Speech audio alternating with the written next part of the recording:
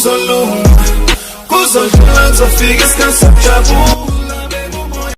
Wala bafethu, shapo njani? Ngithembe ukuthi ni grand, ngithembe ukuthi niyaphila. Mawukuthi ke usanda kusijoyina kuyona le channel, ngicela wenze nje umlungile, ulike i-video, usubscribe ku channel. Okunye okubaluleke kakhulu uciphiza i-notification bell ukuze uthola ama-notification ngaso sonke isikhathi makukhona ke i-video engifakayo. Ayike bafethu, kule video yamanje ngizoshare nje bafethu okwenziwa ke i-Orlando Pirates, njengoba sazi sonke ukuthi ibhakabhaka liseThekwini kule iy'nsuku lifike before igame ye-Golden Arrows.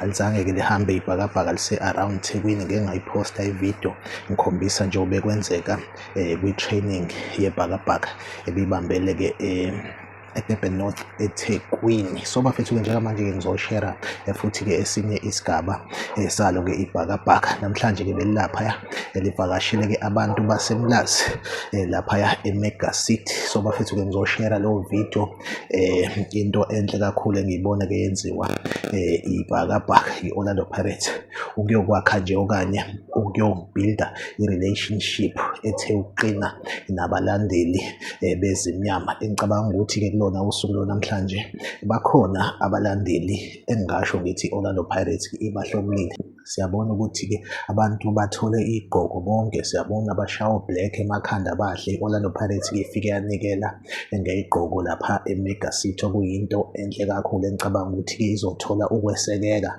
masibhekene ke neKaizer Chiefs. Kaizer Chiefs bengayiboni kukhona ke ekupostayo okuveza ukuthi ke mhlambe khona ekwenzayo okuhlanganisayo na iKaizer Chiefs nabalandeli bafethu.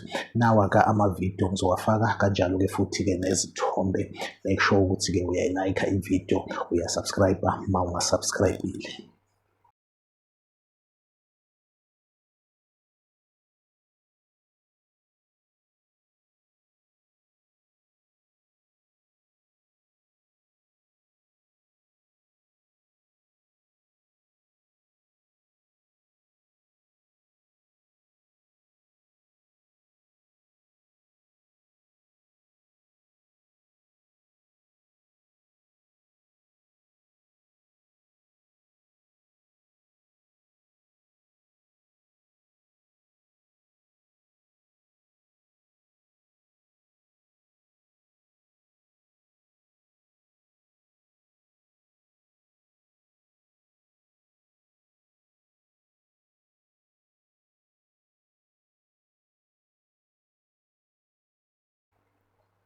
Ake ngithembe ukuthi ke nizibonele ubuhle obenziwe ibhakabhaka, team enkulu eSouth Africa kwi-Betway Premiership. So bafethu ke make sure ukuthi akulenzi iphutha, uyayilike i-video, uyasubscribe ku-channel. Mina nawe ngizohlezi ngikhona ngu-update ngayo yonke nje into ethinta i-Orlando Pirates. Okwamanje ngivumele ngithi nje bye bye.